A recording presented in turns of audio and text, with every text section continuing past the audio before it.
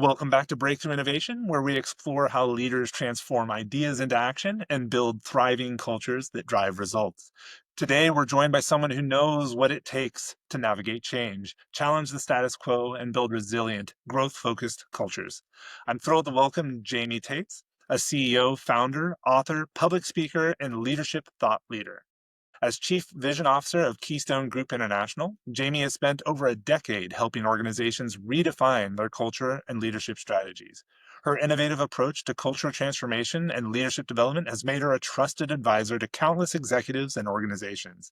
Jamie's passion for helping leaders and teams unlock their potential is the heartbeat of her work, and today she's here to share how to build a culture that drives business success even in challenging times, which I think we can all kind of admit we might be in the middle of.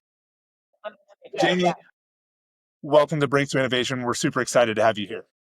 thanks for having me. I'm excited for this conversation. So maybe to start off, tell us a little bit about yourself, how you ended up at Keystone or Keystone Group International, and where you're headed from here. Yeah, well, as all of us are, right, multifaceted. So I've been an entrepreneur for 13 years. I'm now a serial entrepreneur, so there's more companies kind of in the works and different things that I'm doing, but Keystone's kind of been that foundation. And I started it after a long career in large corporate, Fortune 50 size company, and wanted to create more impact.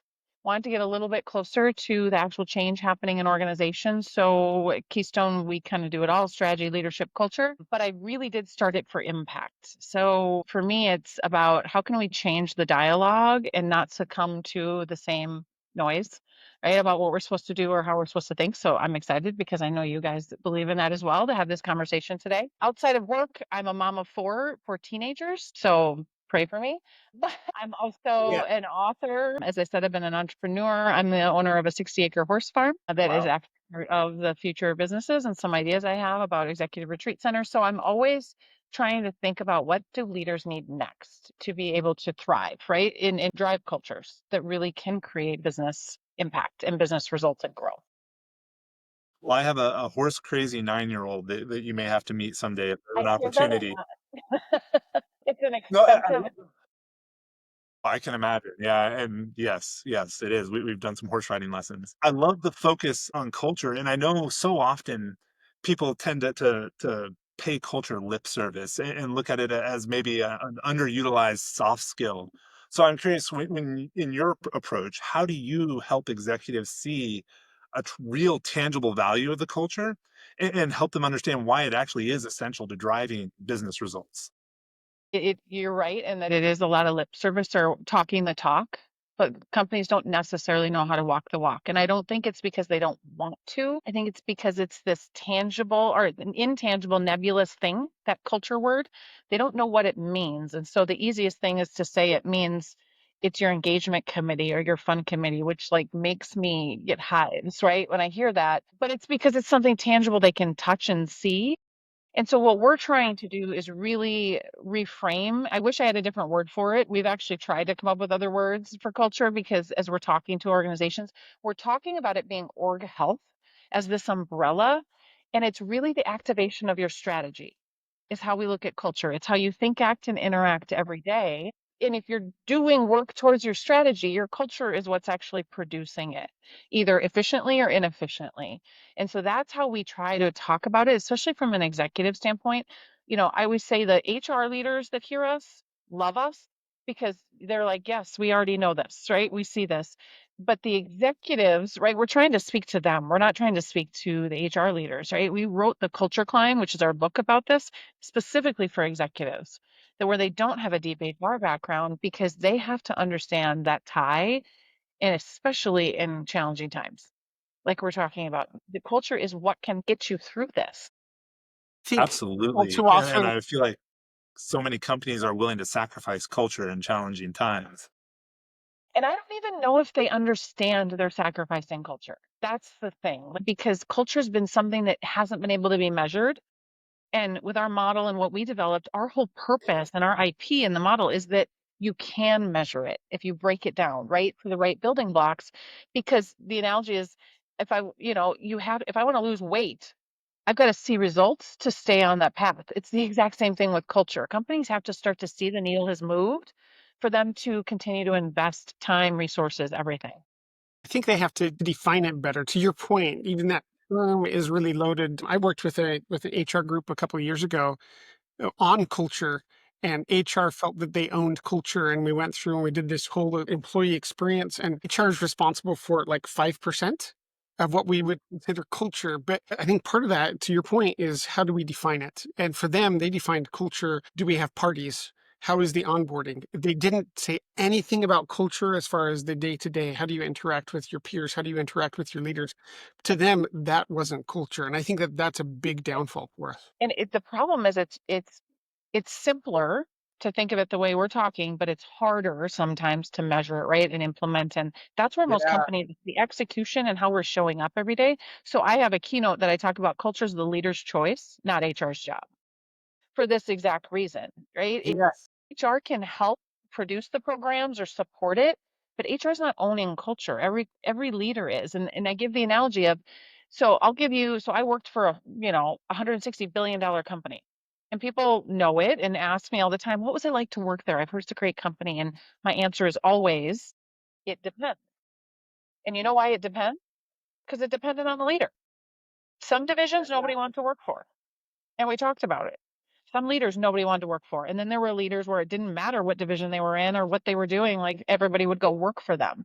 And so that was their culture that they created. They didn't wait for a $160 billion company and some HR, kind of hero to come in and solve their problem. They decided they were going to be the best culture leader they could be. That's what produces results in organizations. Love But that. we're not asking There's leaders to do that. Well, and there's organizations like from the agile world, we talk about self-organizing teams a lot. One thing I think is really powerful is when you can say, take that to the next level and say, not only are they self-organizing, but they're self-forming. Because now you really force leaders to be able to bring people together from the beginning. And if you have a leader that can't do that, they're not going to be effective and you see it right away. So I think there's a lot of power in helping people realize that leader has to be there forming the culture from day one. Culture has to be the first and last word out of their mouth. It has to be part of everything they do, every behavior they have. And when it isn't, like you said, it depends. And that's And rough for any.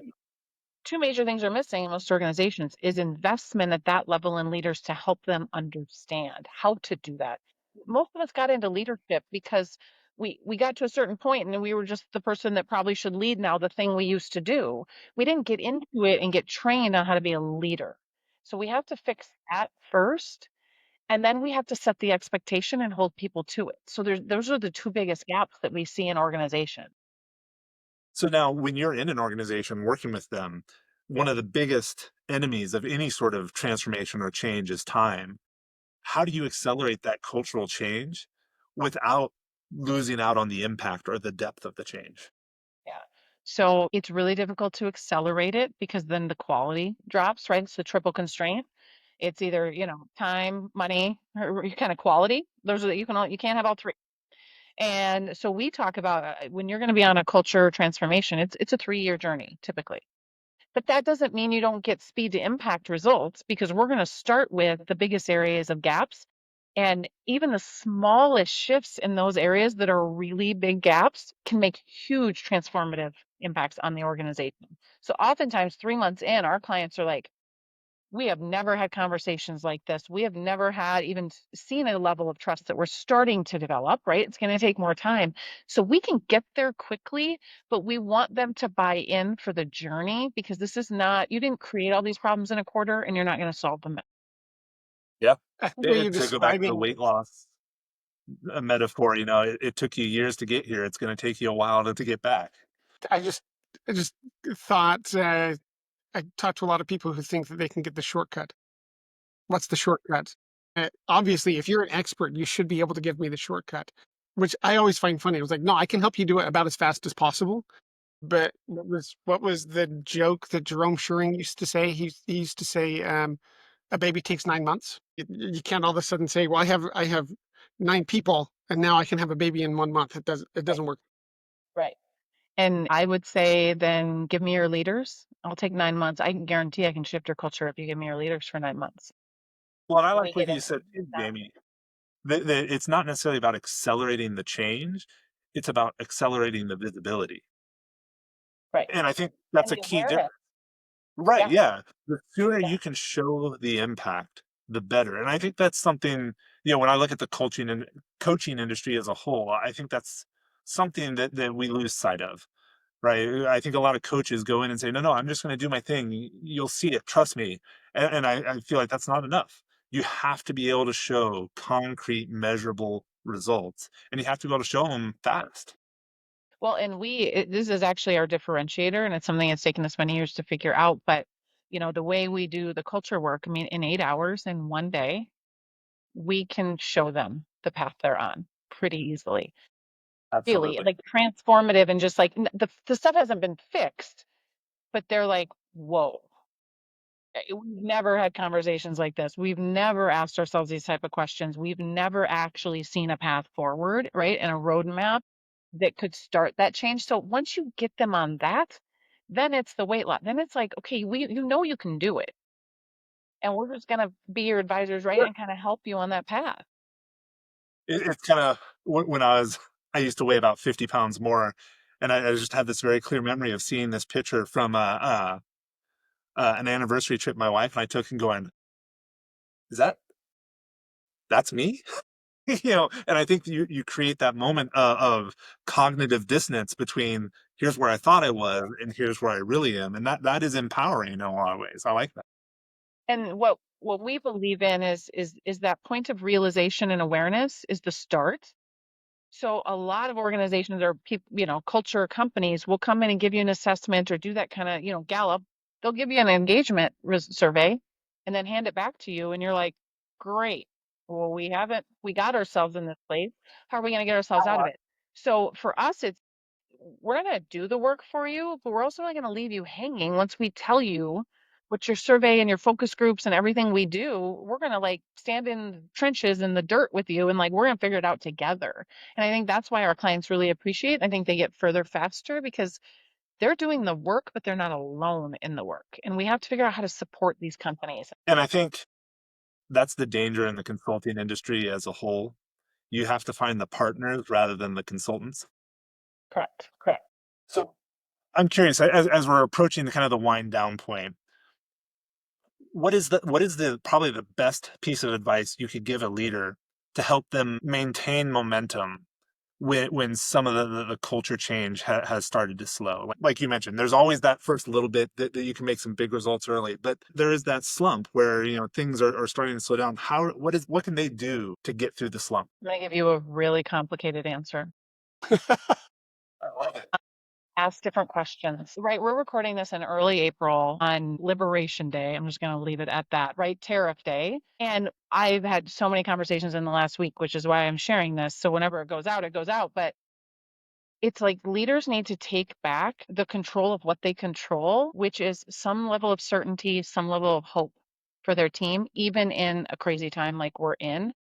Just doing that will fundamentally shift your team, how they talk, how they solve problems, the trust that they build. So, we're always driving people to start asking different questions. And if you need help, we've got free resources, right? I can talk about that at the end, but we've got a culture checkup that you can just go have the conversation with your team. I can guarantee you that free tool is going to drive a conversation you've never had in your team. I think we can't overcomplicate our way through this, right? We have to start simple and start having real human conversations in our teams, what we can control, and then figure out a plan how to get better. And if you need help with that, find help, but you can potentially do it yourself as well, especially in the beginning. Great advice.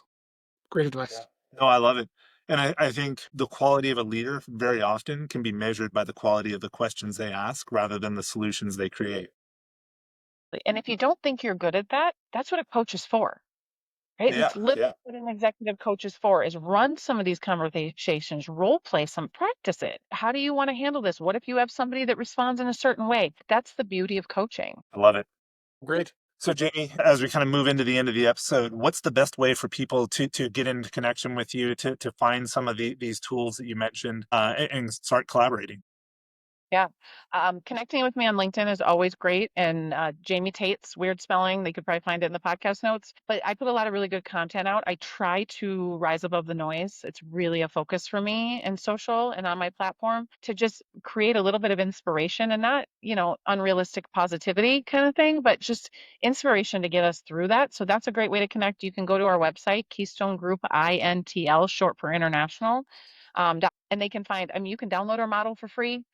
The Culture Climb book is out there, or talks about our entire model for free. So there's really no excuse to not just walk towards this and start having different conversations. And it's a perfect time of year because you haven't lost the year yet, right? You can turn a lot of these things around. No, I love it. I think that's great advice. It's never too late. Jamie, thank you so much for your time today. I think this has been an amazing conversation. I've loved every moment of it, enjoyed every moment of it. For everyone else who's made it all the way to the end, I want to say thank you to you as well. Encourage you to leave that rating and review, but maybe even more importantly, I'd love it if you shared the episode with someone who could benefit from Jamie's perspective. I think one of the best parts about doing this podcast is the fact that we help people and that you can help people as well by sharing. Take a moment, share, rate, review. We greatly appreciate it. Thank you, Jamie, again for being here, and we'll see you all next time on Breakthrough Innovation. See ya.